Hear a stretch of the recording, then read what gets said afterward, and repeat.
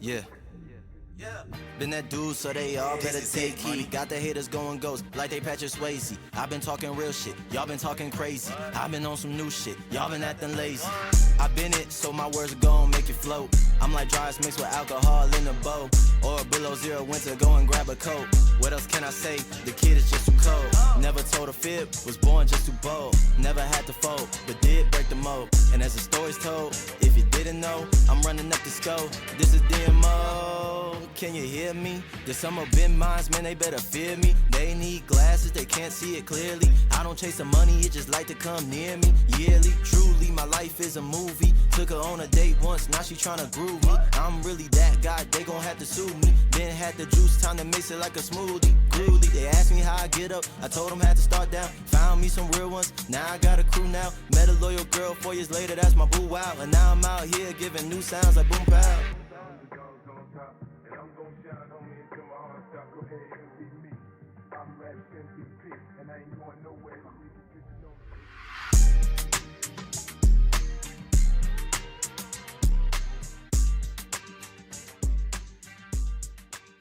Ladies and gentlemen, welcome in to the Haven once again. Ladies and gentlemen, we're back with episode 14 this week. And guys, we are going to be recapping week 4, giving you predictions for week 5, and all that fun stuff that we do every week here on the show. Joining me as always, guys, Kenny's on the other end of the line. And Kenny, why don't we hop right into our news for this week? Alrighty, I'm pulling up X right now. We're going to go ahead and get that news up and ready for us here.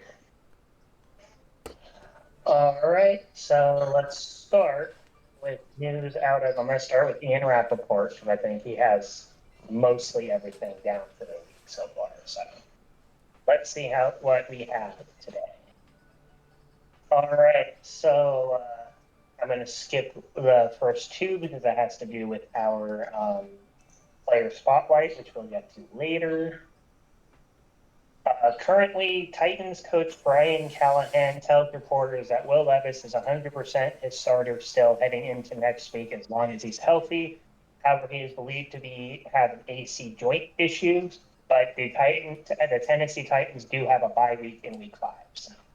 Yeah, I know the Titans do have the bye week, obviously, because I'm going to be losing D-Hop, which is definitely putting me in a weird position as far as fantasy goes for this next week. But, hey, I'll touch more on this later when we get to the fantasy football roundup for how I did this week. But just going to leave it with scored the most points out of anyone in my league this week. So, whoop, whoop.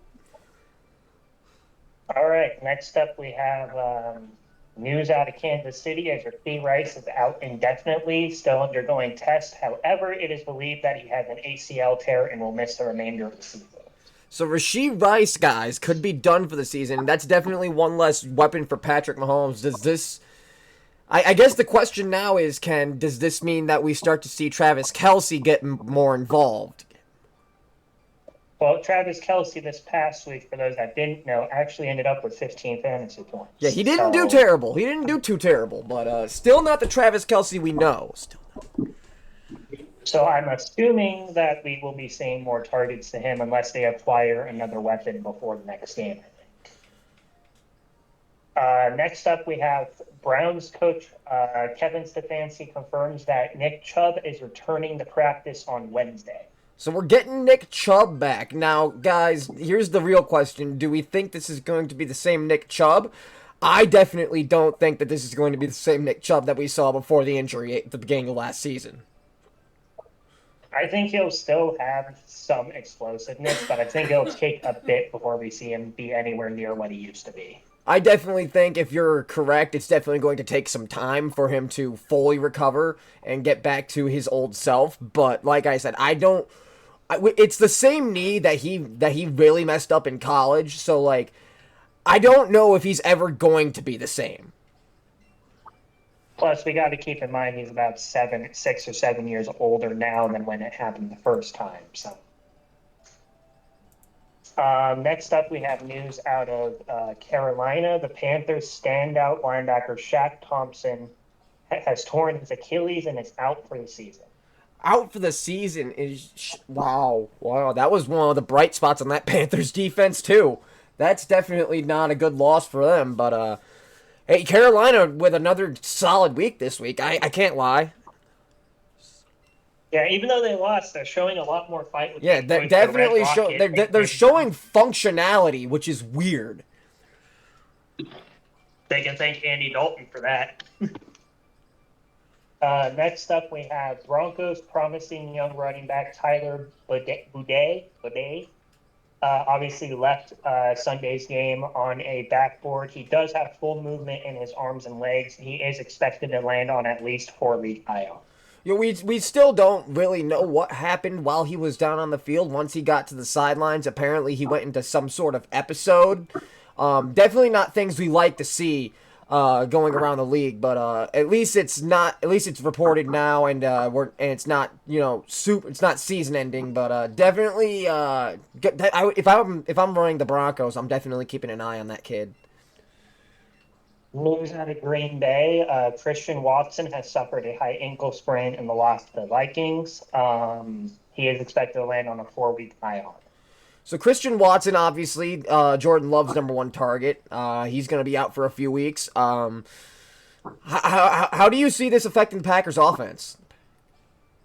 Well, I think it'll affect them a little bit on some of the deeper throws that Jordan Love likes to toss.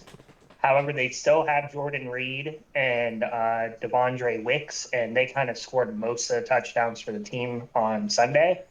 So I don't foresee it affecting them in terms of production, but I do see it affecting them in terms of explosive plays. I can definitely agree there. The Packers with another tough loss this week, although I will say this, that second half of Green Bay was very surprising after the way the first half went. And keep in mind, guys, I think Jordan Love came back a little too soon there, but I think this week maybe he's a little more Jordan Love-esque and not Nathan Peterman. I definitely agree with that. The first half of this past week, Jordan Love did not look good. Jordan Love was playing scared, is the way I like to put it. But like I said, second half, definitely a big upstart for Green Bay, and they showed a lot more fight. Next, a pretty serious, well, maybe not serious, but a pretty big injury here for the Indianapolis Colts as star running back Jonathan Taylor was also diagnosed with a high ankle sprain, which seems like everyone's getting those nowadays. So they're losing both Jonathan Taylor and Anthony Richardson then. Yeah, they're losing Jonathan Taylor for probably at least 3 to 4 weeks. We don't know about Richardson. They say he's not going to miss time, but I'm sure he misses at least a week, if not 2.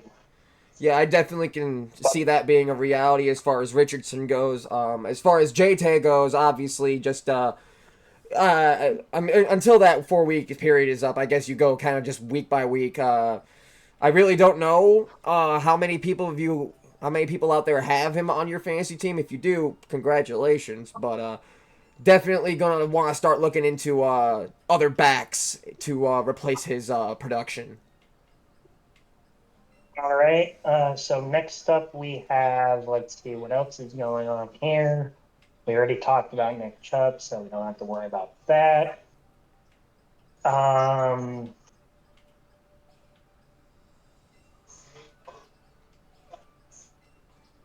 Okay, so news for your team. Joe Mixon is expected to return week 5's contest. That's awesome news. That's awesome news. Love to hear it. It's not that Cam Akers did terribly this past week. I mean, we still got out with a dub. Honestly, a lot of our struggles were on the defensive side of the ball this past week, but we definitely were able to bounce back with another win, and love to hear that we're gonna be getting Mixon back. Mixon was was off to a hell of a start of the season, and then obviously missed a few weeks. So definitely curious to see how he's gonna come back to that lineup. So news coming out of Dallas as both Micah Parsons and DeMarcus Lawrence could be missing up to 3 games apiece. Ooh, okay. So guys, another hit to the Dallas defense, and obviously with them losing Parsons, that's no offense to Cowboy fans, but that's kind of your entire pass rush. basically your entire pass rush. Now, you might be able to get away with your backups if you have some easier teams, but considering I think the first team they got to play is Steelers coming off a tough loss, I do not think they're going to fare very well. Yeah, no, I don't think so either. I mean, you have probably a very pissed off TJ Watt that's going to come at you, and he's already a problem without being pissed off. So, let me see if there's anything else here. Obviously, we already know Jordan Love made his return, so we don't have to worry about that. Jacksonville placed standout linebacker Foya Aluakon on injured reserve, knocking him out for at least the next 4 games. So another player out on injured reserve, another 4-week injury. Obviously, big. It's not that Jacksonville's defense was doing that great to begin with, but definitely not a blow that you wanted to take.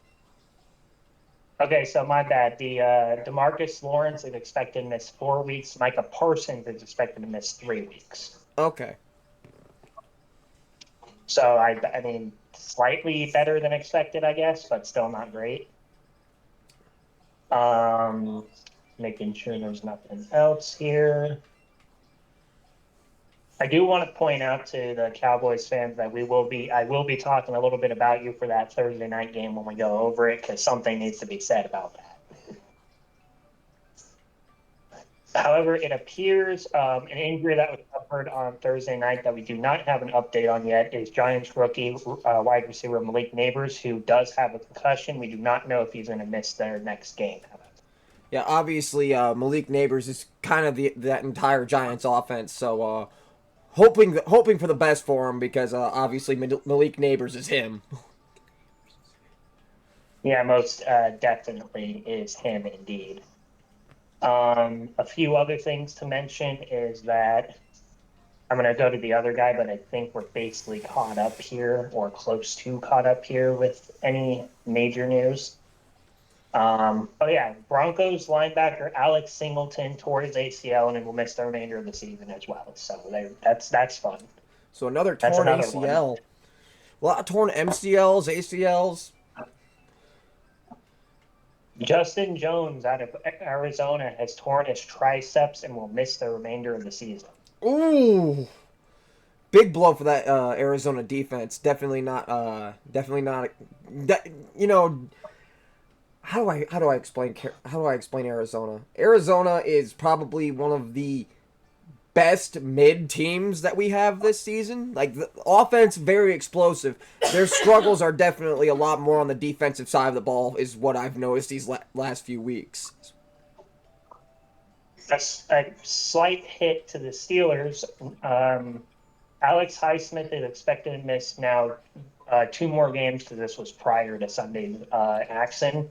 With a groin injury, that means TJ Watt does not have his normal running mate at pass rush right now, which might be why the pass rush wasn't as good against the Colts as it usually is. Yeah, I mean, they definitely got to the quarterback, did the Pittsburgh defense, but definitely was lacking in some departments, and I think we can definitely attribute that to at least part of the reason. And I do believe we are caught up, because I think we ended last week on Adam Thielen's injury. Yes, we did. So, guys, that's obviously just the news. Guys, we still have quite the show for you. We still have to recap this past week and give you our predictions for for next week, and then obviously we'll be hopping into our other segments. But Kenny, why don't you start us off with the predictions? I know we have a Thursday night game this week. Aren't we going to do the recap first from last week? Oh, yeah, you're right. So, yeah, go ahead and recap last Thursday, I suppose. Okay, so starting with last Thursday, we had the Dallas Cowboys beating the New York Giants 20-15. I do want to point out for those Cowboys fans that are getting all hyped, you won by 5 against the Giants, who were a few throws away from probably getting a couple more touchdowns dropped on your heads, and you have the Steelers next week. I suggest you don't celebrate a 5-point win against a team that you should have dismantled. Yeah, I definitely can agree there. Should have been a much more higher scoring game for Dallas. You cannot be having excuse me, cannot be having that close of games against teams like the New York Giants, especially after they lost Malik Neighbors. That game was way too close, but Dallas does escape with the win, as we all predicted. Like I said, I kind of wanted the Giants to win for selfish reasons, but it was not to be this week.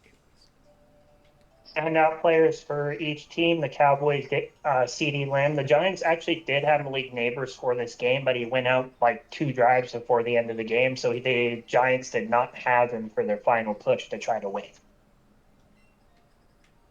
Next up, we have the Falcons beating the Saints 26-24 on a walk-off field goal by Young Wei Koo.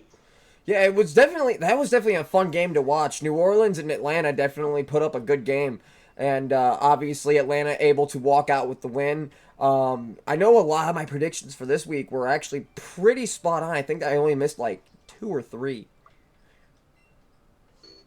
Yeah, and I think standouts for this week for the Saints, I think Alvin Kamara. For the Falcons, I think I'm going to stay with the trend and say Bijan Robinson and maybe Drake London in there as well. Yeah, Bijan Robinson just continues to trend upward, which is definitely something I like to see. Next up, we have the Bengals surviving the Panthers, in my opinion, 24-34. Andy Dalton kept them in that game for the majority of it. However, the Bengals finally woke out of their slumber that they've been in and get their first win of the season. Yeah, it wasn't a pretty win, but a win's a win, I guess. If you're a Cincinnati fan, you're just grateful that you're not 0-4, you know. Although I think it would have been hysterical to see Andy Dalton beat the Bengals. It would have definitely been very laughable if that had happened. The standouts for this game, Jamar Chase kind of destroyed the secondary for most of that game. I also want to say Chase Brown, the running back for the Bengals, also had 80 yards and 2 touchdowns. And then for the Panthers, standout would be Chuba Hubbard, who led the team in rushing yardage, obviously, with over 100 yards and a touchdown. And Deontay Johnson had 83 yards on 7 catches as well. So some pretty good all-around play from them, just unfortunately was not able to eke out the win against the Bengals. Next up, we have the Chicago Bears surviving the Rams 18-24.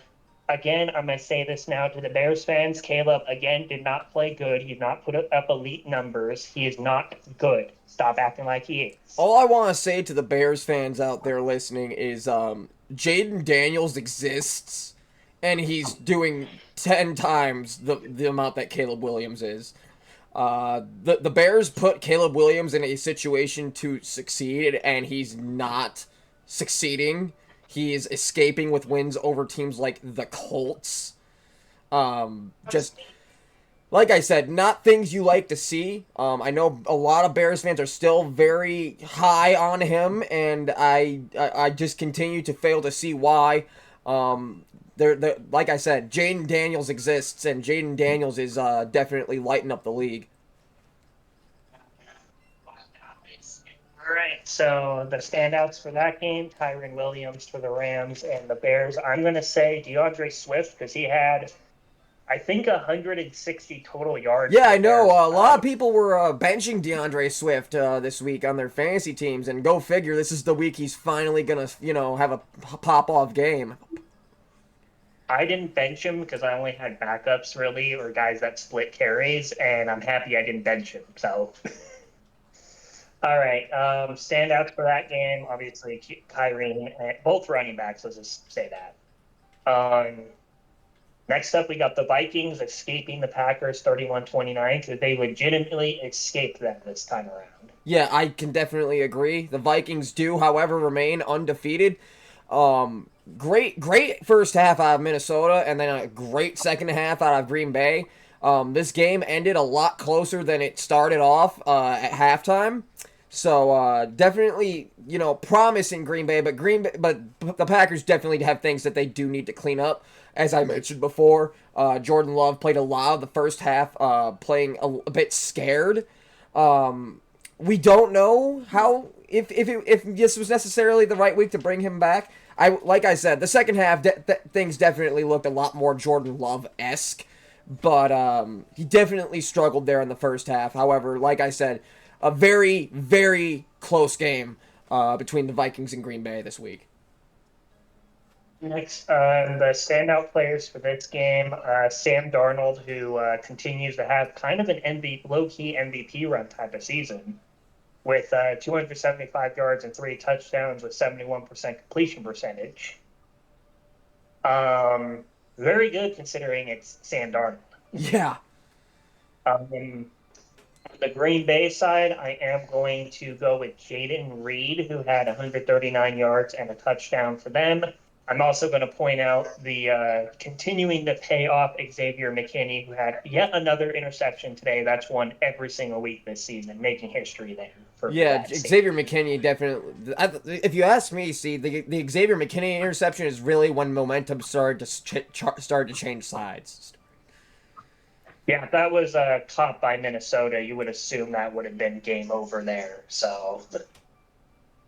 All right, next up we have your Texans beating the Jaguars 24-20. I believe this was a comeback win, too, a legacy drive by Stroud at the end. Yes, Stroud did lead a game-winning drive there at the end. Again, a lot of our struggles were on the defensive side of the ball, so definitely things to clean up on the defense. I want to see us get back to the form we were in when we played Chicago week 2, because that pass rush was insane, but still a good win. The offense does save our ass a little bit at the end there, but a win's a win, and we were able to take it just as I predicted this week. For the Jaguars, their standout player, I'm going to give it to T-Law. He didn't even have 170 yards, but he actually did not turn the ball over this week, which probably helped them immensely not be behind by double digits again this week. For the Houston side of things, I think we're going to give the spotlight to the big man, Nico Collins, who had 151 receiving yards and a touchdown. Nico Collins, I do want to also say, was the number 1 receiving wide receiver for those of you that play fantasy. He also continues to lead the league in receiving yards, entering into Week 5 as well, for those that do not know. Also, just going to throw some shade at my brother here. Who's an idiot for trading Devontae Adams for Nico Collins? Apparently that's you, but I don't see it. Yeah, like I said, right, so next I don't see how I lose that trade. Like, Nico Collins is by far my most consistent player I have. All right, so next up we have the Pittsburgh Steelers losing their first game of the season to the Indianapolis Colts 24-27. The player of the game in general is Justin Fields, who had 367 total yards and 3 total touchdowns, basically carrying the Steelers to an almost comeback win there. Yeah, definitely a big week out of Justin Fields. As we all know on this show, we love Justin Fields. Justin Fields was done dirty by Chicago, and Justin Fields out there continuing to show that he was not the issue. Now, obviously, was not able to get out with the win this week. That is more due to, other mistakes, but you cannot blame this one on Justin Fields at all. Justin Fields is continuing to flourish in Pittsburgh. But however, I do want to just say, great win for Indianapolis this week. Indianapolis, a spotlight player. We're going to give it to Joe Flacco. I'm elite, but actually elite. Specifically, that version of Flacco. He gets that one. 168 and 2 touchdowns for him. Keep in mind, he came into this game sometime in, I think it was the late first quarter. So that's pretty good stats there for maybe 3 quarters of action. Next up, we have the Broncos beating the Jets 10-9 in a very low-scoring defensive slugfest type of game. Yeah, obviously, this was one of the more snooze fest games of the week, and honestly, if I'm the Jets, I'm looking at Aaron Rodgers like, seriously, bro, that's it. I know they have the Vikings next week. in London too. So that's definitely going. I'm definitely going to be interested to see how those two teams play out, on foreign soil, where again they're going to be playing on another soccer field, which, as we already saw, some certain teams were struggling back in week one on. However, I will say that it is Germany this time. We've had games in Germany before, and the fields were pretty good for those games. Let's hope it stays that way. Um, Standout players for the Broncos. I'm going to say Bo Nix here. It's weird because he only had 60 yards and a touchdown, but that's apparently all they needed. And Cortland Sutton, who had all those 60 yards and that touchdown. So Yeah, Cortland that's pretty Sutton fun. definitely had a big game this week. Like I said, not much happened in this game. The standout player for the Jets, I do have to give it to Aaron Rodgers with 225 yards. He didn't turn the ball over, but he also did not score a touchdown. So, but when it's a snooze fest like that, there's not a lot of options. All right, next up we have the Tampa Bay Buccaneers beating the piss out of the Eagles, 33-16. Baker Mayfield returns to form after he struggled last week. Saquon Barkley continues to be a standout player for the Eagles, and he's their standout player for this week, obviously. Saquon Barkley, honestly, Tampa Bay, becoming the only standout player for Philadelphia here in these coming weeks. Philadelphia's obviously been struggling, guys, and when you're losing to Tampa Bay like that, maybe you got some things to address. I do want to give some props here to the Tampa Bay wide receiver room, by the way. Those guys continuing to dominate the league. yep, the standout players I'm going to say are Mike Evans, and we have to give props to Baker Mayfield, who again puts up 300-plus yards and 2 touchdowns to keep up his potential MVP run as well.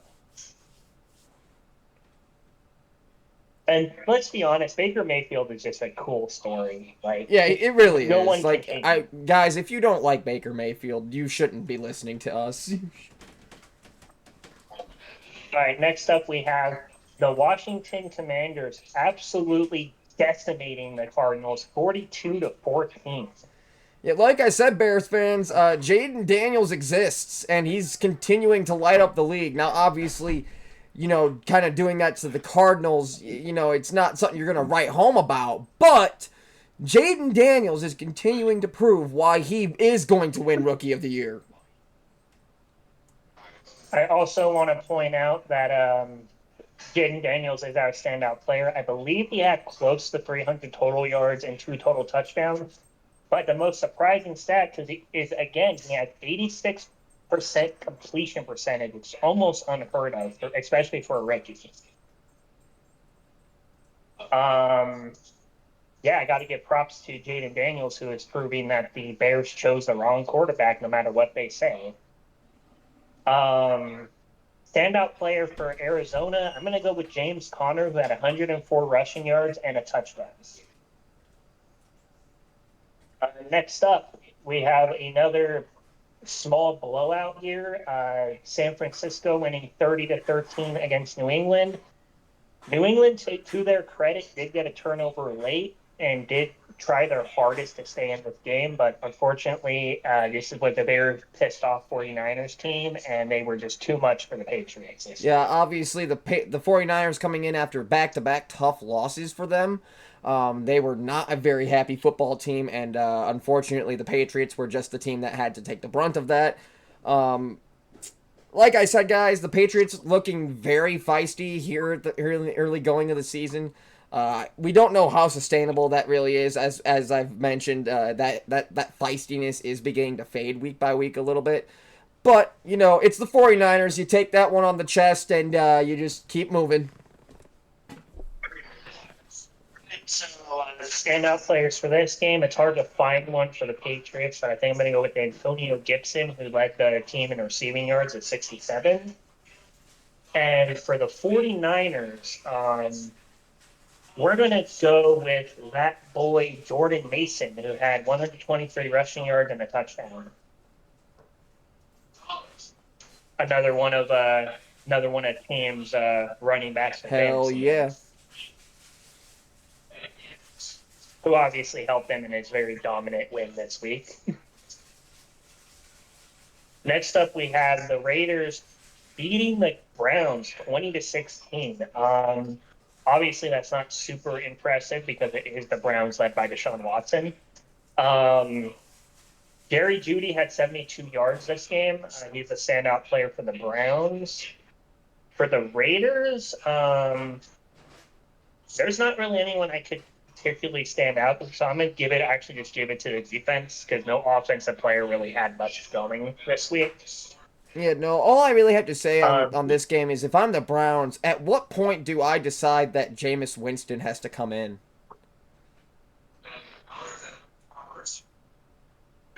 if I'm them, it would be this week coming up because it's pretty obvious that Sean's not going to return to form. All right, next up we have probably one of the bigger surprises of the week as the Ravens absolutely wallop the Bills 35-10. Yeah, this was not a close game. I was expecting much more of a closer game out of these two teams. I was leaning with the undefeated Buffalo Bills to win that game. I was very wrong, but big fight out of the Ravens. The Ravens definitely put up a big win this week, and as they continue to, sort of get their season back on track. So that's two wins in a or no, that's a win after a tough loss to the Raiders last week by the Ravens, I believe. No, 2 weeks ago. This is coming off a win against the Cowboys. Standout player for the Bills, there's not really much to go on, but I guess I'll go with Josh Allen here. Standout for the Ravens, I'm going to go with King Henry, who had 199 rushing yards and a touchdown, as well as a receiving touchdown. King Henry just torched that defense. I would also like to say I'm pretty sure that Derrick Henry is continuing to lead the league in rushing yards. I believe so. We'll do I believe we're going to do a quarterly stat recap to see who leads the league in statistics as well when we're done with these predictions as well. I think that would be nice to point out who's Yeah, at the top that's of definitely each something thing. we can do real quick. Moving on to the next game, though. Next game, we have the Tennessee Titans upsetting the Miami Dolphins 31-12. Yes, Miami does not have Tua, but when you have a winless team coming into your stadium, you expect to win, and they did not do that.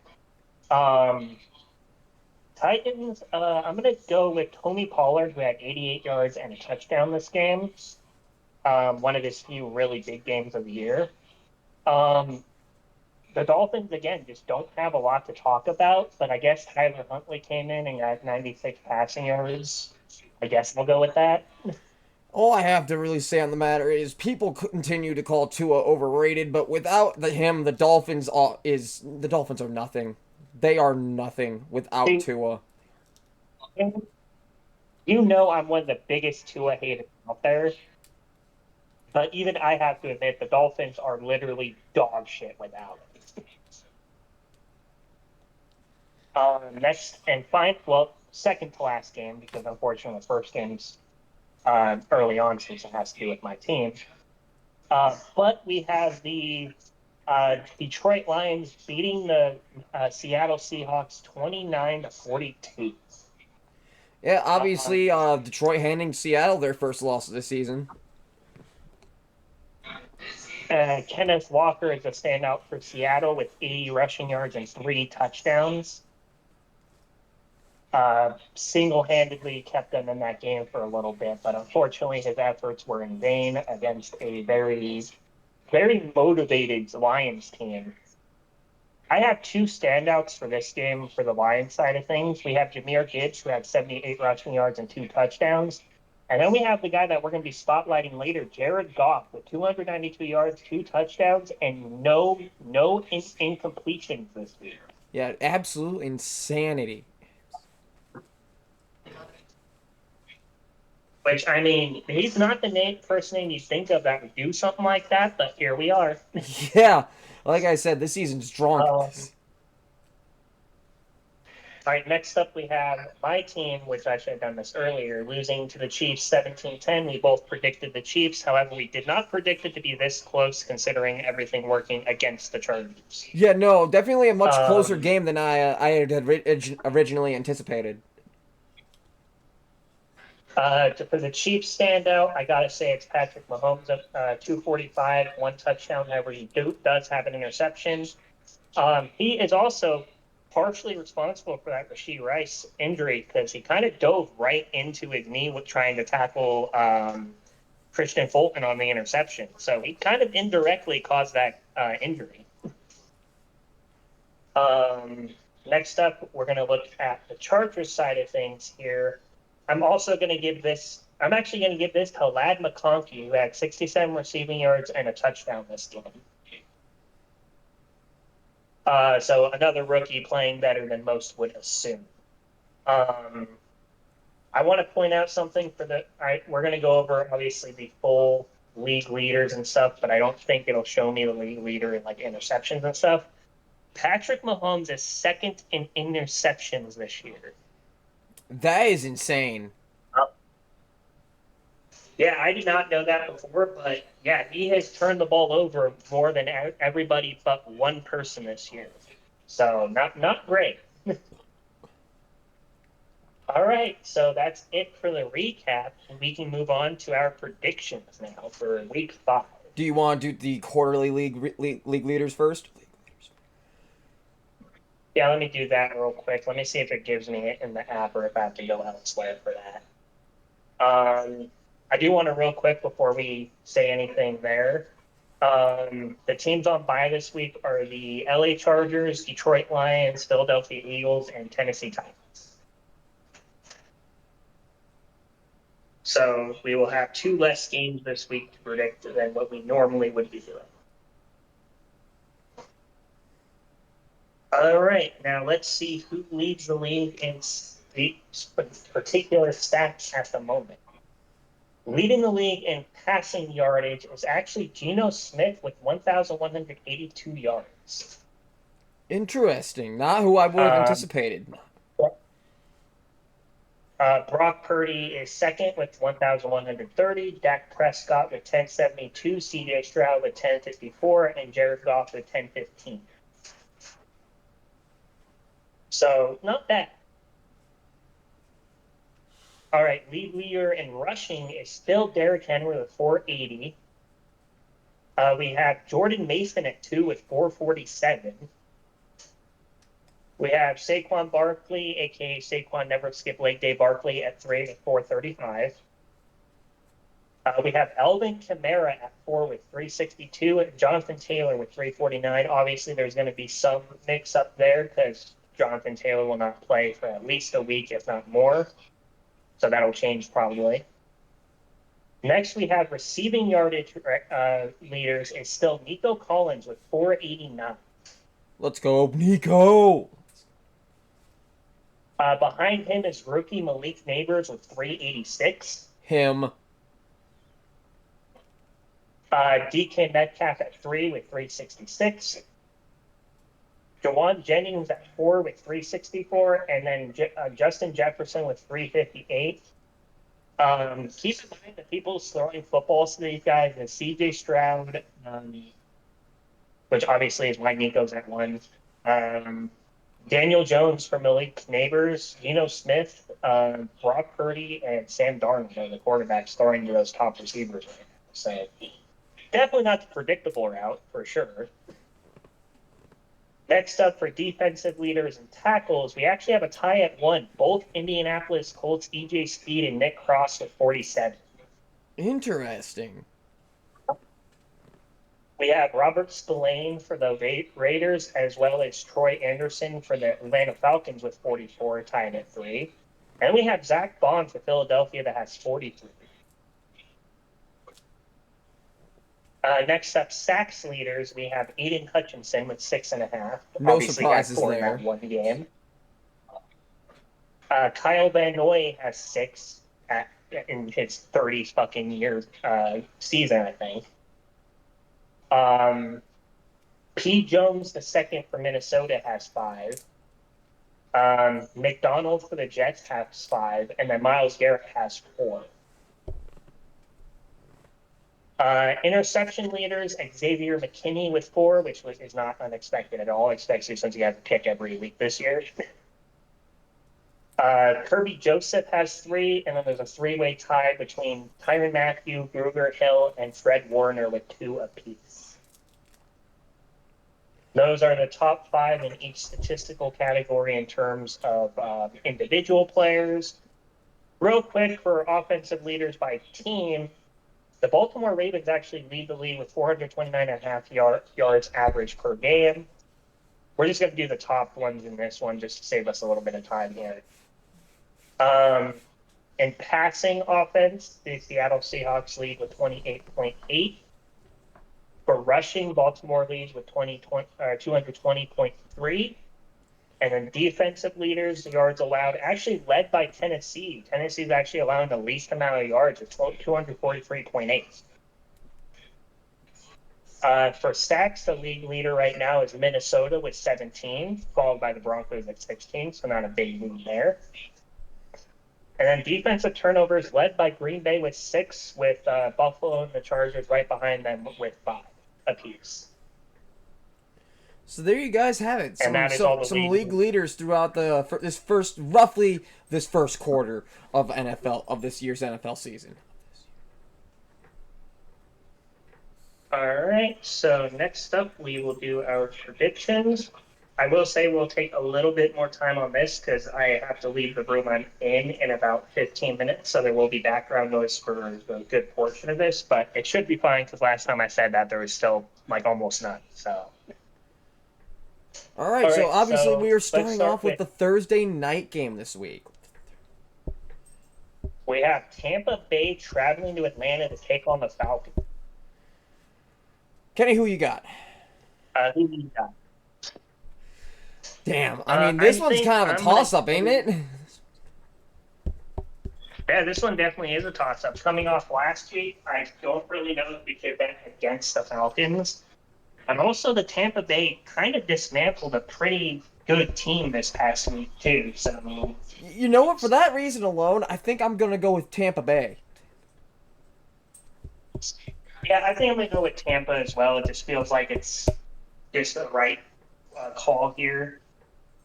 Next up, we have the Germany game. The Jets traveling to Germany along with Minnesota to take on the Vikings. I think this is pretty clean cut. I think Minnesota wipes the floor. I don't think this is the Germany game. I think this is the London game. But, yeah, I'm going with Minnesota. All right. Again, I don't think that's a very hard one to pick at all. This is going to be a bit tougher, though, I think. We have the Buffalo Bills traveling to Houston to take on the Texans. Ooh, this one could be a very fun game to watch. I'm going to go with my Houston Texans in this one, just off of last week's viewing of the Bills. Obviously, they didn't look great against Baltimore, so I'm going to give the slight edge to the team that's coming off the win here. I'm also going to go with Houston, but I'm going to say it's because they are at home and not away. I think if this is in Buffalo, I would easily pick the Bills, but unfortunately for them, it's in Houston. So. Next up, we have Cleveland traveling to Washington to take on the Commanders. I'm going to go with the Commanders here to keep going on a roll here. Yeah, I am too. Jaden Daniels is lighting up the league and making his plea for Rookie of the Year, so I'm also going to go with Washington over the yeah. Now, I will say I think it'll be closer if they do make a quarterback change in Cleveland, but I still think it's Washington either way. Next up, we have Carolina traveling to Chicago to take on the Bears.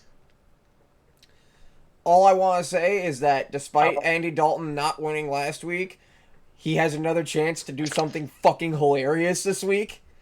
And for that reason, I am going to go with this being my upset of the week. The Carolina Panthers will beat the Chicago Bears. Looking ahead, I think I'm also going to make this my upset of the week. There's not many upset contenders in the rest of this week, so I'm going to say Carolina also beat Chicago. I think the Chicago defense will make it difficult for Andy Dalton, but Carolina's defense has played really good the past couple of weeks, and I think they continue to do that here too. I think the veteran Andy Dalton outplays the rookie Caleb Williams, and that's how the win is possible. Next up, we have Baltimore traveling to Cincinnati to take on the Bengals, both coming off some pretty statement wins, I'd say. I would definitely say so. However, I'm going to go with Baltimore in this one. I've seen Baltimore struggle significantly less here in the early going of the season. Yes, they did take a tough loss to the Raiders earlier this season. However, I just feel like Baltimore is the better team right now. I agree too. As much as I want to go with Cincinnati, I think I have to go with Baltimore here, even though it's in Cincinnati. The thing is that Baltimore defense shut down one of the top offenses this past week, and I think they do it again against a offense that just now found its foot. All right, next up we have Indianapolis traveling to Jacksonville to take on the Jaguars. I'm going Indianapolis here. I just don't see how you can pick Jacksonville until they prove that they are actually good. Yeah, no, I'm also going to go with Indianapolis here. I don't know if we're going to be getting Anthony Richardson or Joe Flacco. For the sake of memes, I hope it's Joe Flacco. But I don't, like I said, when Joe Flacco is your backup for Anthony Richardson, I don't see the Colts dropping in terms of offensive production.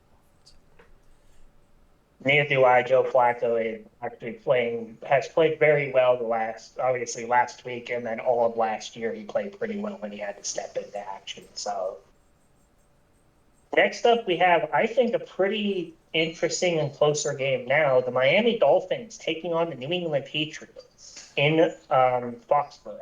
Yeah, I'm going to go with the Patriots slapping the Miami Dolphins back into missing Toa. I'm sorry, Dolphins fans. I understand you guys have Tyreek and you have Waddle and you have all these weapons, but without Tua's kind of the engine that makes that team run, and without him, y'all look lost. So for that reason, I am going to go with the New England Patriots getting a free win this week. I agree with that. New England has all its players currently. I don't think there's anyone missing from this team. And without Tua, Miami is cooked. Now, I will say, if Miami can make a trade or sign a different quarterback, I might change my pick here, but until they do something, I can't pick them against anybody right now. Next up, we have the Las Vegas Raiders coming off a win against the Broncos versus the Denver Broncos coming off a win against the Jets. This one is kind of hard to call. Neither of these teams, necessarily with great weeks this past week. But I think I'm just going to go and lean towards Denver.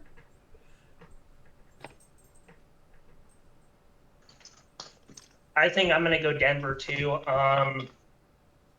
Even though Bo Nix didn't play well last week, this Denver defense is one that he can definitely take advantage of and have a nice bounce back game in terms of yardage.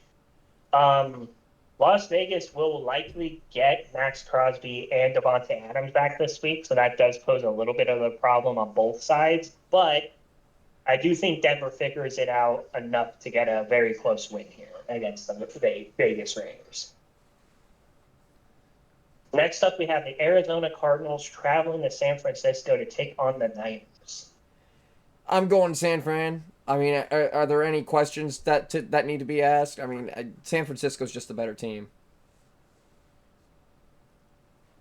Yeah, I'm going to go with San Fran too. They seem to have found their footing after that last 2 weeks, and they should be getting most of their weapons back as well. So I honestly can't see any way of not picking them this week. Okay, next up we have a pretty interesting game, I'd say. The Green Bay Packers traveling to LA to take on the Rams. I'm going to go with Green Bay. I think with the Rams' struggles against Chicago, I don't think that this Packers defense is going to be any easier of a challenge. So for that reason, I'm going to go with Jordan Love and the Packers getting the win over the Rams. I think that's fair too. I think the Rams defense will play better this week. Because they didn't really play bad against Chicago. The Chicago defense kind of just held down the Rams offense for the most part. So, but I do think Green Bay wins this one. I think Jordan's going to come into this closer to 100%, and I think that makes the difference here. Next up, we have the Giants traveling to Seattle to take on the Seahawks. I'm going Seattle. Obviously, a tough loss for them this past week against the Lions. However, I just feel like Seattle's in a much more better position, to win football games than the Giants. I'm going to go with Seattle too, and the main reason for that is they might be without Malik Neighbors, and he's basically all you have on the offense. So, all right, next up we have Sunday Night Football. Dallas Cowboys traveling to Pittsburgh to take on the Steelers. Obviously, the Pittsburgh Steelers with a tough loss this week to the Indianapolis Colts. However, again, Justin Fields with another hell of a game. And I am actually going to go with the Pittsburgh Steelers upsetting the Dallas Cowboys on primetime. I think without Lawrence and Parsons, I think that Dallas pass rush is going to struggle. And when Justin Fields has time to make decisions, obviously we've seen that Justin Fields can do great things. For me, I'm going to go with Steelers too. Very similar reasons. Also, the Cowboys are kind of dog shit against the run still. And last week they had to only deal with Devin Singletary. This week they have to deal with Najee and Justin Fields, and I just don't think they'll be able to stop those two running the ball. And I also think Justin Fields is going to probably pick apart a pretty bad secondary once they start moving up to stop the run. So I do think the Steelers get this win and move to 4-1. Next up, we have something that 2 weeks ago would have been a fun one.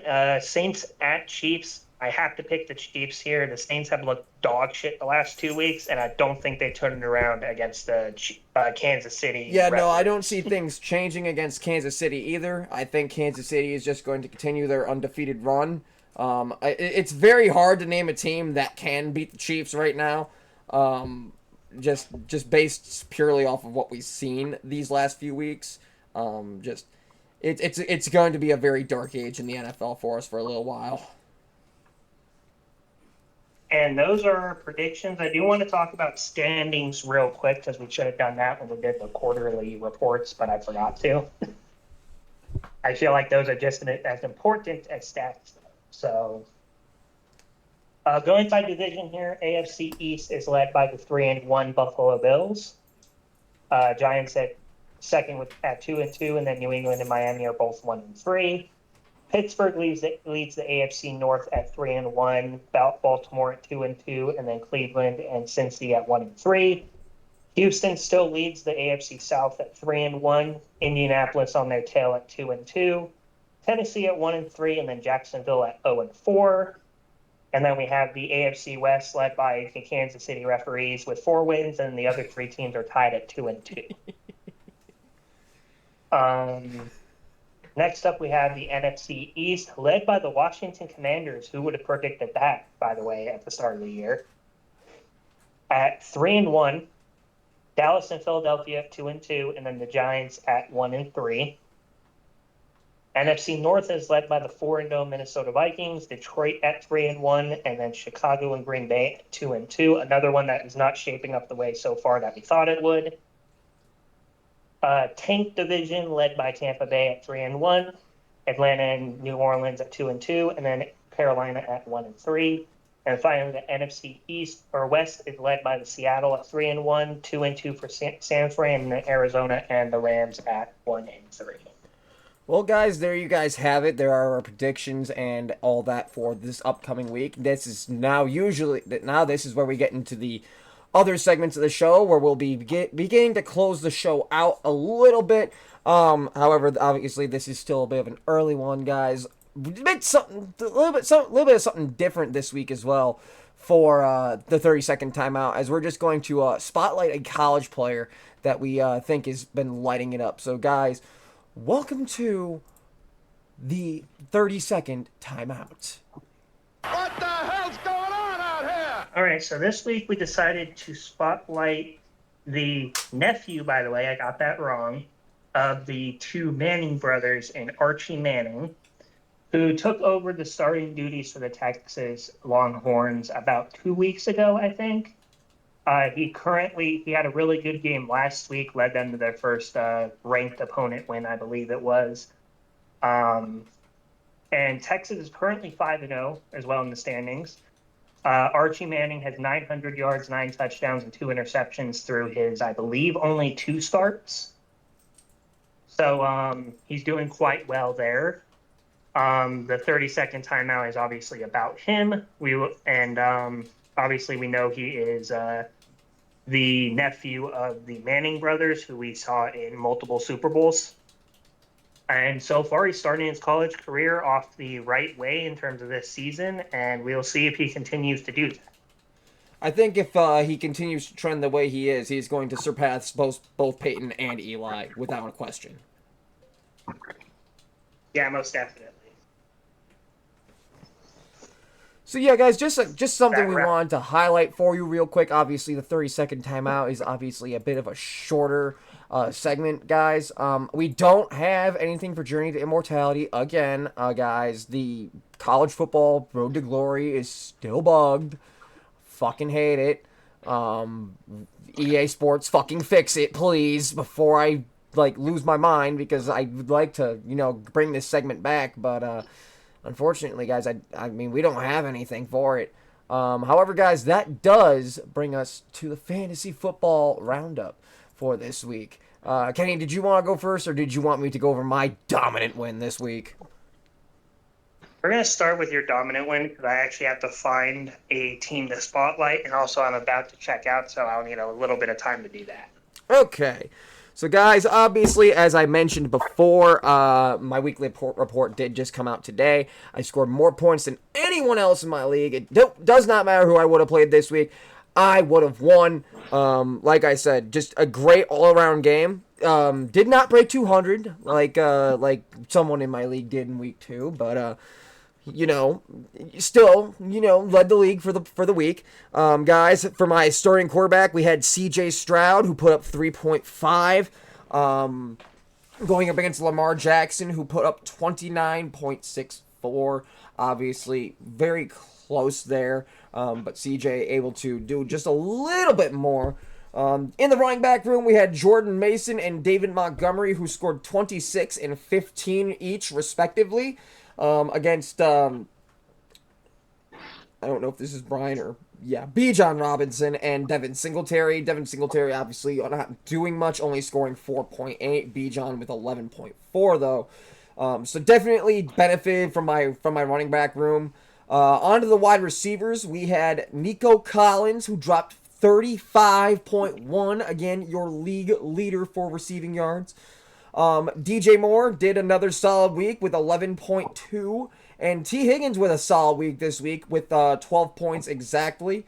My opponent did play Garrett Wilson, who was able to put up 9.10. Obviously, with Devontae Smith out, he kind of made a mistake there. But as far as his third wide receiver, Khalil Shakir, with 10.2.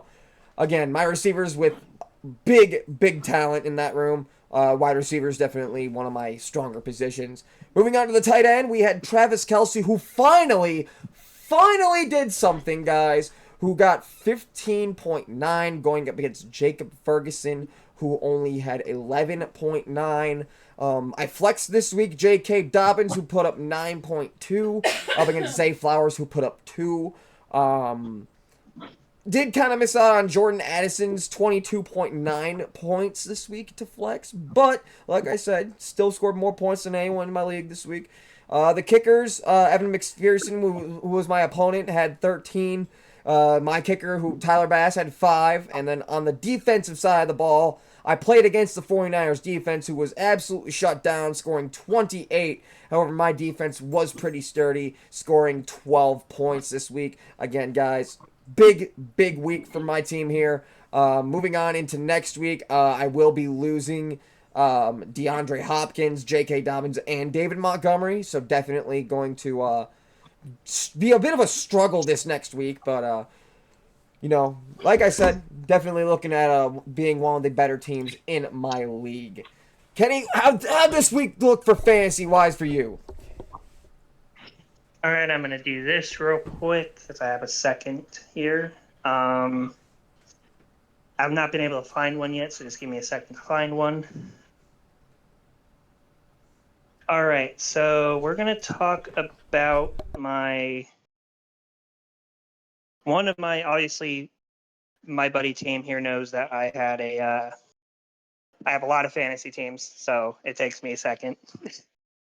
But I did end up winning this week. Jaden Daniels got me 24.02. Joe Burrow got him 16.2. Travis Etienne got me 7. He had Breece Hall, who only got 3. I have Stevenson, who had 8.2. He had Jahmyr Gibbs, who had 19.8. I had Reed, who had 27.1. He had Metcalf, who had 15.4. I had Malik Neighbors with 23.1. He had Pittman with 17.3. What made this a little bit closer was that Kyle Pitts had no targets, and he had Travis Kelce, who had 15.3. George Pickens with 16.3 for me. Stephon Diggs with 18.5 for him. I had Kyami Fairbairn, who got me 6. He had Brandon Aubrey, who got him 10. And then I had the Niners defense with 22. He had the Buccaneers with 11. Now, I made the choice kind of last minute to start Daniels over CJ. And it ended up being just the right decision, where I got 0.52 more with Daniels than I did with CJ Stroud. I ended up winning 133.72 to 127.98. All right, well, there you guys have it there. That's just our fantasy football recap for this past week. Again, my team is off to a hell of a start. Only one loss throughout the season. Kenny, I don't know how things are going as far as all of your teams go, but because I know you manage multiple. But like I said, I'm definitely off to a strong start here. I know a few of my accounts, obviously, you're allowed to have 6. I know a few of them I won 4 out of the 6, and then some of the other ones I won 3 or less. But that's still pretty good considering how many teams I run and how many injuries I have to stay on top of. So, yeah, definitely. Guys, moving on into the next segment of the show, guys. This is another segment that we don't necessarily particularly enjoy doing, but it's something that we do feel that it needs to be a part of the show, guys. Welcome to Ref Ball of the Week.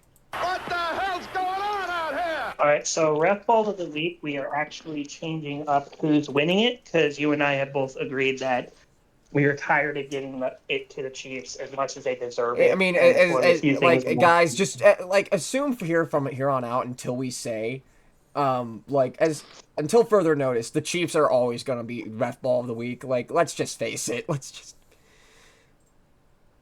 But that's the one thing they can earn is Ref Ball of the Week nowadays. So let's not completely take it away from them, but also let's make the show a little bit more interesting. For those that watched the Thursday night football game, there was a ref ball call for sure there, where the Cowboys defender was face masking the Giants receiver, but instead the Giants receiver was called for a face mask on the Cowboys, taking them out of field goal range effectively. Yeah, definitely not what we like to see. Like I said, I kind of wanted to see the Giants win this game for selfish reasons. It was not to be, especially after this terrible call.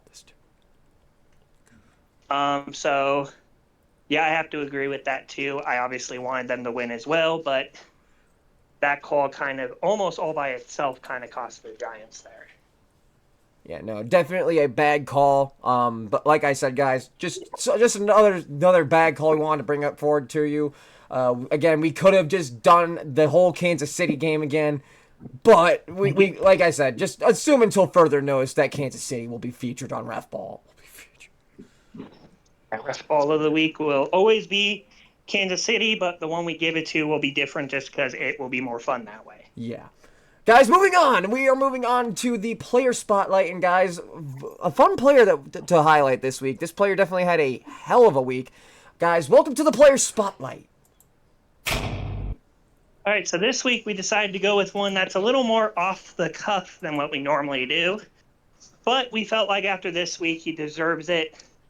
The man we're talking about is the man in Detroit who helped turn that franchise around, and his name is Jared Goff. As we talked about earlier, he had a perfect week, no misses, no turnovers, and just balled out against a pretty stout Seattle defense, if I do say so myself. For those of you that don't know, Jared Goff was drafted to the LA Rams and was traded for Matt Stafford, swapping from Detroit to LA. Obviously, his first season did not go well, but now he is obviously on the upswing. All right, I'm going to set down my stuff real quick so I can get the Wikipedia up for Mr. Jared Goff. All right, go for it. In the meantime, I'll say a few words. Guys, obviously, Jared Goff looking very, very good this week. A big win for the Lions this past week against a undefeated team in the Seattle Seahawks. The Seahawks did put up a rather solid fight, especially towards the end of the game, but the Lions, guys, I've been saying this for years. Football is just a game of who wants it more, and Detroit definitely proved that they wanted it just a little bit more. And Jared Goff probably wanted it the most out of anyone on that field. Again, absolutely balled out this past week. Okay, so Jared Thomas Goff is his full name. Pretty interesting there. He is 29 years old, which obviously for me is pretty weird because I'm 28, so he's not that much older than I am. He was born October 14th, 1994. He is 6'4", 217 pounds.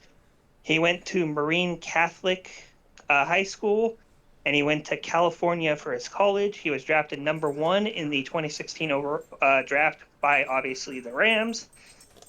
He played his first 4 years with the Rams, and he's played this is his 4th year now, with the Lions. He is a 3-time Pro Bowler. He is a first-team All-Pro back in 2015. He does have the completions in a regular season game with 45, tied with Drew Bledsoe. He has most pass attempts with a perfect passer rating, tied with Deshaun Watson, a.k.a. Deshaun Crosby. Most pass attempts in a game without an incompletion was 18. He also has that record as well.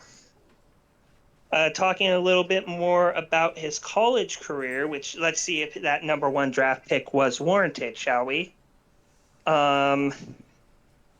His passing numbers were 12,220 in his first season. He had 329.7 yards per game, 96 touchdowns. I think that might be his career numbers back in high school, actually. My bad. We're just going to skip down to where it goes over the college statistics to save a little bit of time here. So his total, he had 3 years down in California. He had it labeled weird, so I just skipped ahead. He finished his college career with 12,195 yards, 96 touchdowns, and 30 interceptions. So that first-round pedigree was definitely, I think, earned in this case as well. Obviously, in 2016, he didn't really get that many starts, and by the time they started giving him starts, they were mostly in games where he was destined to lose, as he finished as a 4-12 record in terms of the team. He did complete 112 passes out of 205, 1,089 yards, 5 touchdowns, but 7 interceptions. For those of you that do not know, this is when what's the guy's name that was like notorious for going 500? Jeff Fisher. This was when Jeff Fisher was the coach for the Rams. In 2017 is when Sean McVay had entered the system here. And in that year, Goff obviously lost in the wild card round to the Falcons. He did have a good performance. However, it was not enough. In 2018, He did win the NFC Championship game, got to the Super Bowl to face New England. It was one of probably the worst Super Bowls I've ever seen in Oh my my God! life. Don't even get me started. Where they lost. I still think we talk more about that halftime show than we do about that actual Super Bowl. Yep, it was a 13-3 loss by the Rams, and they don't want to admit it, but I think that is where where they were probably starting to think about trading Goff away or maybe switching their fortunes there. But it didn't happen. They ended up wanting to extend him for 4 years. Obviously, he was traded during that 4-year extension. The next season, they ended up with a 9-7 record, and he did start all 16 games, and he did not make the playoffs that year, I don't believe. In 2020, it was his final year with the Rams, where he ended up won a road game against the Packers in the divisional round. However, they obviously did not make the Super Bowl, so they lost. I believe maybe it was San Fran they lost to, but I can't remember off the top of my head. In his first year with Detroit, however, he had 8 interceptions, 19 touchdowns, 3,245 yards. Again, this was before a coaching change, I believe. Then he had the next season, he made the Pro Bowl, which was the first Lion to get a Pro Bowl quarterback-wise since Matthew Stafford back in 2014. In 2023, obviously, they kicked off with a win against Kansas City, and he finished the year with some pretty good stats. It did end in an NFC Championship loss to the 49ers. 24-7 is what they started as, but they ended up losing 24-31. So far this year, he's obviously off to an amazing start in terms of just not turning the ball over and such. For his NFL career, he has 31,444 yards, 190 touchdowns, 86 interceptions. A lot of those were early on in his career, as well as when they first went to the Lions, and the Lions were a dog shit team at the time, I believe. He also has 12 rushing touchdowns as well. And so, yeah, he had a pretty good those are his normal season stats. Postseason wise, he's 9-8 all time. No, he's 4-4 all time in the postseason. Not too bad, all things considered. Obviously, not many quarterbacks can get wins in the playoffs, so to be one of them is definitely good. And those losses typically were not his fault, he has 8 touchdowns, 2 picks, 2,137 yards all time in the postseason. And finally, Goff actually, this is something about his personal life here. Goff does have enzyme deficiency, which does not allow his body to break down proteins.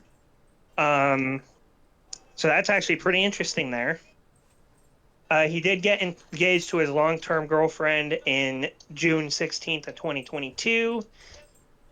He did win co-rookie of the year she won co-rookie of the year following a 2022 season. I believe she was a swimmer of some kind, maybe water polo. And as of June 22nd, 2024, Goff and Harper were married in a private ceremony in California. Well, there you guys have it. There's our player spotlight for you for this week. Again, Jared Goff with an insane week this week with Detroit in a big win against the undefeated Seattle Seahawks, who now have their first loss on their season. Guys, moving on, we're heading into the closing segment of the show. However, before we head to the final one, we usually take a moment to touch on our own personal things that we'd like to touch on. And Kenny's always the first one to go as far as these go, guys. Welcome to Charged Up. Obviously, we went over the schedule. My Chargers do not play this week, so I get to watch other teams stress about if they will win or not. However, I did want to touch base on a few things here. I kind of said a little bit about it when it came to the Cowboys, but some Cowboys fans are acting like this Thursday night game is something to celebrate. But you should really be more worried because obviously you lost your top 2 defenders in that game, and you needed a few ref ball calls to even let you out of that, as well as a few mistimed throws. Basically, a couple less mistakes there, and that's a loss from you, and I feel like it would have been a loss by multiple scores. like you've been used to doing against teams that you should probably not lose to. So, Cowboys fans and Cowboys fan base, keep in mind you're going into Pittsburgh, a very pissed off Pittsburgh defense, most likely, who have a. I think Tame and I can both agree. So far this year, Justin Fields, I think, has looked better than Dak Prescott has. Oh, definitely. And so you're going to play against a better quarterback, a better running back room. The only thing you guys have over Pittsburgh is you have a slightly better wide receiver one than they do, but that's about it. Again, defensively, you're missing a few key pieces. And honestly, you suck against the run. You guys celebrating winning against the Giants and keeping them low on the board when it comes to running is another thing that makes your fan base so pathetic, because it really should be that way. And you guys celebrating what should be happening proves just how insecure you are about your team right now. You're celebrating wins you should be getting easily, when you should just be like, oh, well, we should have won that game by more. You should actually be pissed about how that game went, in my opinion. I feel like Tame would agree. If he had a team that should dominate a team and they barely win, I feel like he'd be more pissed, just like I would be more pissed about that. Well, see, here's the thing, Ken. Even despite my past win this past week for the Houston Texans, I still pointed out our struggles on the defensive side of the ball. And like me, like we played the Chiefs, and I actually have a reason to be kind of happy about it because we kept it close. And this was without Derwin James, without Joey Bosa, and without both of our starting tackles. And I think we did pretty good. We unfortunately were not able to get down the field as much as I would have liked us to. Harbaugh did make a boneheaded call at the end to go for a touchdown instead of just taking 3. But at this point, watching the rest of the game, I think that 3 points doesn't matter in the grand scheme, because we probably wouldn't have gotten into scoring range again anyways, because ref ball was running wild in that game, as we all know. Next up, I'm going to talk to the Las Vegas fan base here next. Obviously, I touched base on you guys a little bit last week and the week before. Let me make this clear to you guys. You guys beat the Browns, led by Deshaun Watson, and you guys are acting like, just like when you guys, at least when you guys beat the Ravens, you had a reason to act all hyped up. But this week, you have no reason to act hyped. This Browns team is honestly awful with Deshaun Watson at the helm, and it's been proven since he's been there that he is not a good quarterback anymore. Yeah, you guys didn't have Max Crosby or Devontae Adams.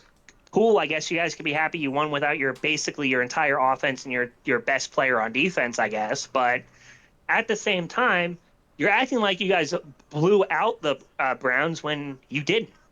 Again, just like some of the other teams, this should have been a game you guys should have won. But by a lot more than what you won by. I'm not being as hyped about it this time because your fan base seemed to have piped down a little bit more after this win, so at least some of it knows that this isn't an impressive win and shouldn't be hyped up as such. But I felt like I need to touch on that because there still is a chunk of your fan base that is complete and utter morons that think that win is like the next coming of Jesus Christ. Next up, Caleb, a.k.a. the mixture of Nathan Peterman and drugged up Brett Favre. Again, you are not the reason your team's winning games. You're not even close to being in the top 5 reason that your team is winning games. You are barely doing better than most of the rookie quarterbacks aside from Jaden Daniels. Hell, Bryce Young is still better than you in some stats, and Andy Dalton came out in 1 week and already outperformed you, and even this week outperformed you. There are players that are playing way better than you are that really shouldn't be, but are, because you came into this season as overhyped as anyone in the history of the NFL, in my opinion. And you guys are just acting like this is par for the course or something. Like, oh, well, this quarterback's going to be a top, and you believe you're a top 10 quarterback. That's the worst part of it. Caleb, you're bottom 5 in basically every single statistic right now, if I remember looking it up correctly. Oh, by the way, Chicago, the guy that you replaced him with is number 6 in passer rating. 6. You want to know what Caleb's at? I don't know if I told my co-host here. Caleb's in the bottom 4 for passer rating. Bottom 4. Because he is not good. In my opinion, he's the most bridge rookie quarterback I've ever seen in my life.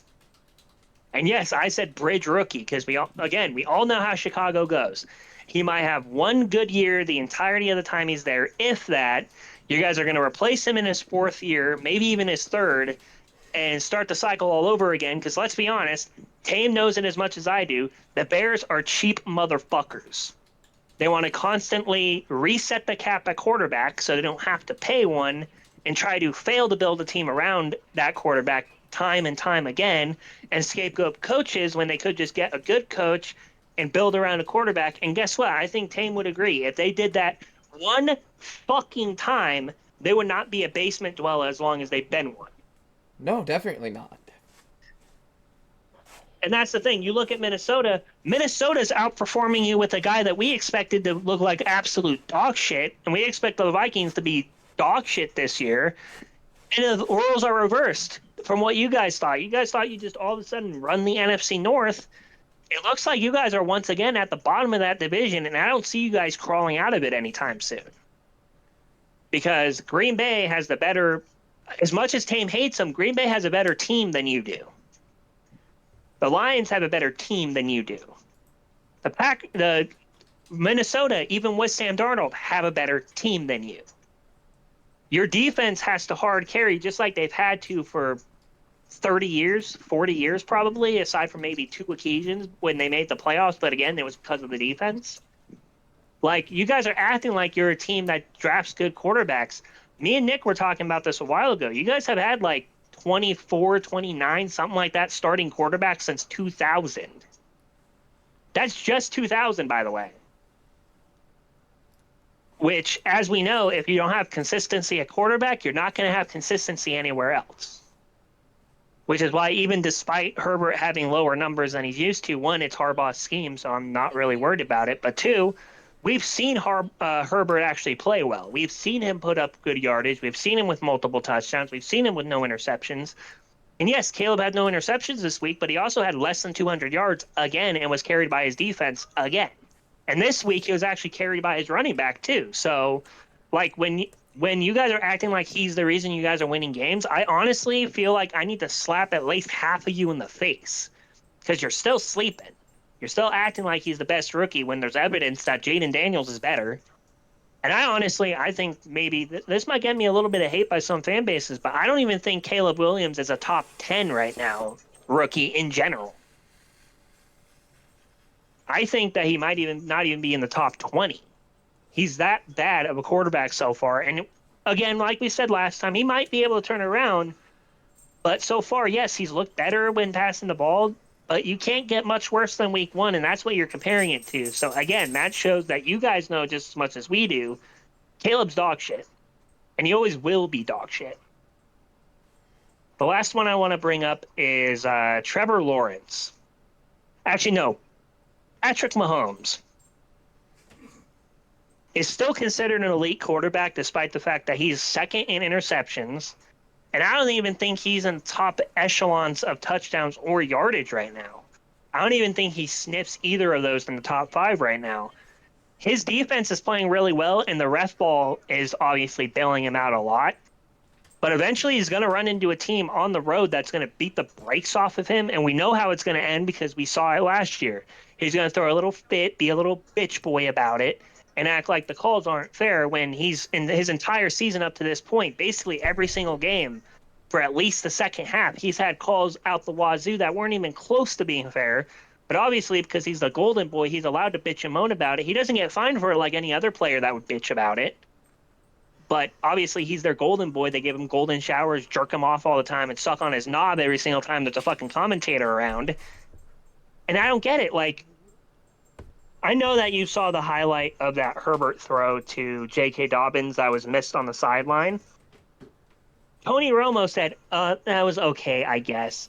Like, if that was Mahomes, we both know they'd be fucking swallowing his knob and acting like it's the best throw ever seen. And that's all the proof we need that there is favoritism in this league from top to bottom, and it's always going to be towards Mahomes.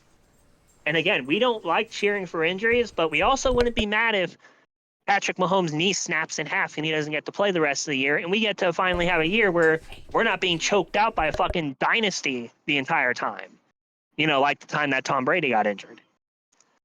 The last thing I got to say, Chargers have the bye week to get healthy. I hope we do that. And I think I'll wrap up my segment there. All right, so guys, there you have it. There you have it for Charged Up, guys. Touching on where Kenny wanted to touch on. Now, moving on to my personal segment, guys. Welcome into the Houston Huddle. Houston, we have a problem.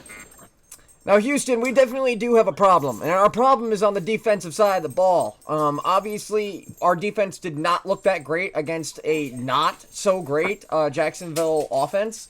The Jaguars definitely not a team that should be putting up that many points, especially considering, how many pieces we were able to add this offseason. However, our offense did come in big, was able to bail us out, big win for us. C.J. Stroud with another legacy drive added to his resume. That's all great and dandy. I've never had a franchise QB in my life, so it feels good to finally say that I have one.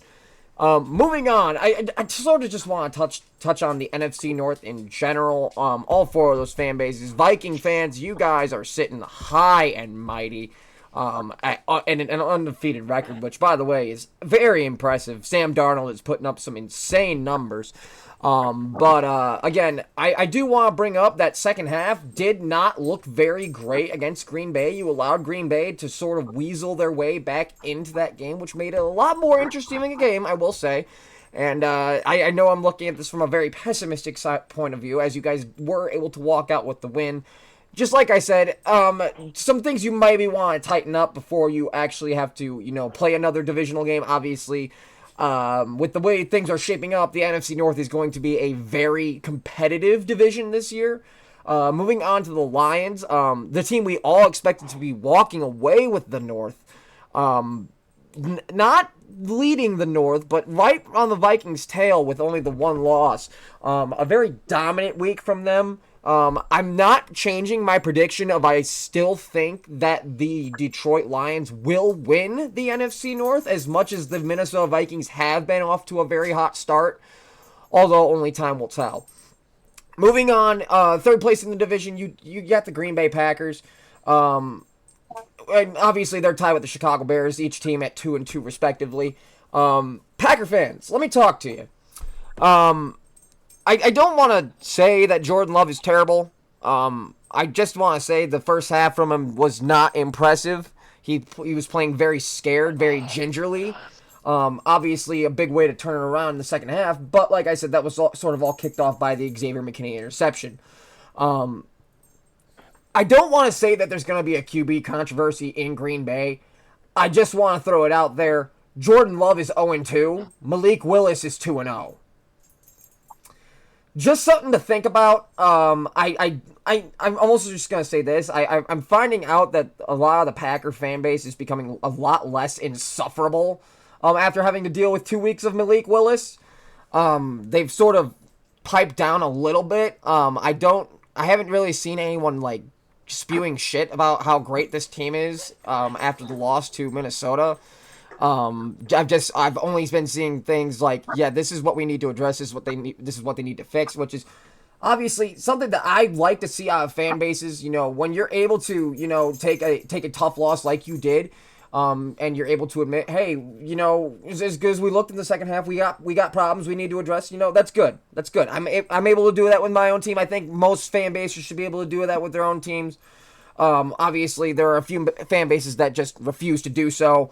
Being one of them being the other team in the NFC North, the Chicago Bears. And my God, I will say this to you Bears fans. Like, just come here and let me talk to you for a second.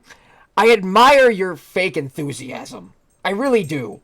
I've never seen a fan base try to ride a QB's nuts so freaking hard as much as you guys are trying to ride Caleb Williams. However, I don't know how to put this bluntly to you other than this team is bad. They're bad. And like I said, I hate the fact that I have to do this because, like I said, it's not that I wanted to see Caleb fail. It's that I just kind of enjoy seeing him fail. I never wanted him to fail. I want the Bears fans to. I want the Chicago Bears to do something in football, guys. They're one of the biggest pathetic excuses for a franchise in the NFL. And, like, I that's why part of me prayed I was wrong about Caleb Williams. Obviously, I've been very right about him thus far. Which, again, does kind of hurt me, despite the fact that I am no longer a part of that fan base. I went over it last week. It was, if you don't like Caleb, then leave. And that's what I did. And after last week, you guys were, all up in arms about how I should be suffering with you. And I refused to. The Bears, obviously, still very much a struggle team in the NFC North. As I mentioned at the beginning of this segment, I do feel like the NFC North is shaping up to be a very competitive division. And I feel with that being the way it is, that Chicago is just going to continue to dwell in the basement of that division. And I'm sorry, Bears fans. I really do feel bad for you. I understand a lot of you were very high on Caleb Williams. It doesn't excuse the fact that you were very much all about bashing Justin Fields, but that's not what we're here to talk about. It doesn't even feel right. It doesn't even feel good to be right about Justin Fields anymore. It just goes to show that the Bears never had a quarterback problem. It's an incompetence problem. When you have a young quarterback like Caleb Williams, everything you have as far as coaching should go into developing that quarterback. Meanwhile, Matt Eberflus is out there coaching for his job. And that combination is never going to work with a young quarterback, and that is why we have continued to see Caleb struggle and why we will continue to see him struggle. That's all I really have to say for this week on the Houston Huddle. Guys, getting into the closing segment of the show, guys. We have one more to go over. And, guys, this is the one the show's named after. Welcome to Fuck Up of the Week. It was at this moment that he knew he fucked up. All right, so for the football fuck up of the week, we actually got this one. I think before any games were even played, we were able to get this one. We got this one about a week ago, and NFL we didn't even acknowledge it because we didn't even pay attention to it, but we finally found out about it. So we have decided that the football fuck up of the week this time around is the NFL in general.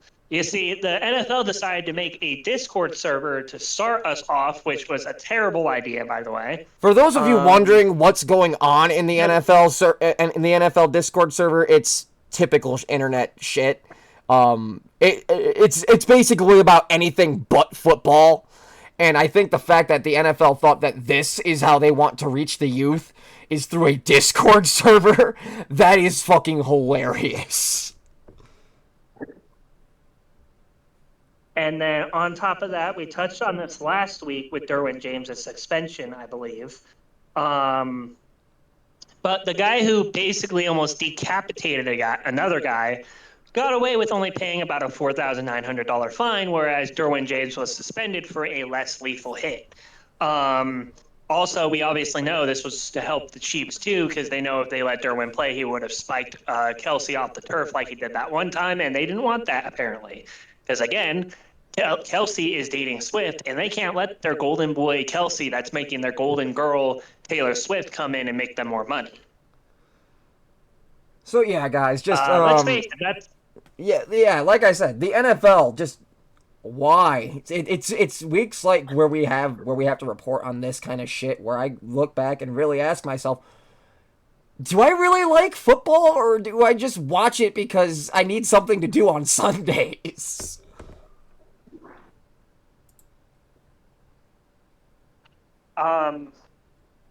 Yeah, same here. I mean, I do actually like watching football, obviously, but it's starting to get to the point where it's almost unwatchable due to favoritism and a bunch of other shit like that. So, yeah, definitely not a smart move by the NFL on either account. Just like I said, guys, it doesn't matter what fan you're what team you're a fan of this week. Let's just all take a moment and point and laugh at the NFL.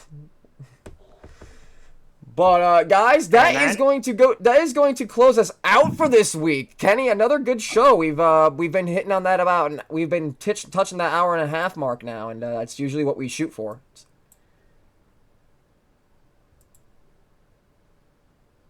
Or one more thing to bring up with my closing statement here.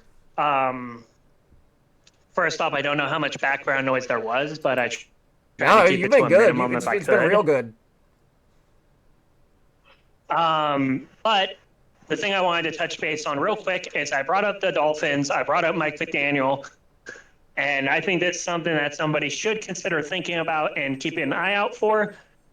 I think the Dolphins should make a trade for a guy like Trey Lance or something along those lines who hasn't really had a shot, and maybe this is his chance to get a shot.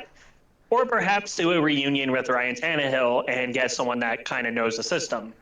I think if you can do that before this coming week, you'll have a slightly better chance against New England, but I don't think you win this week. However, moving forward, I think this will help you guys with a little more consistency and maybe get back into the divisional race. Aside from that, as usual, we thank you guys for coming into the show. We obviously love doing this show for you guys. And again, we hit that sweet spot at an hour and a half. We try to get it, an hour and a half, 2.5, something like that hours. And so we are glad that we were able to hit that mark yet again.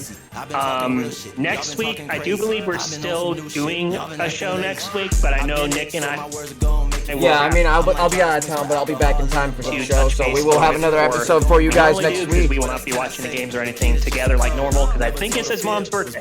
Yeah, no, I will be visiting Chicago, visiting some family and watching football down there. But hey guys, like Kenny said, thank you again for listening in to our shenanigans and rambling about football. Guys, we'll see you guys next week, and here's to another great week of football. We'll see you guys in a week.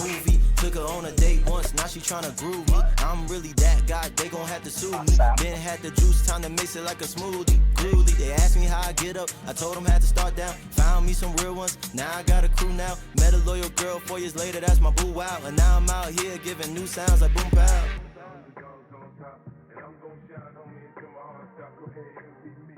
I'm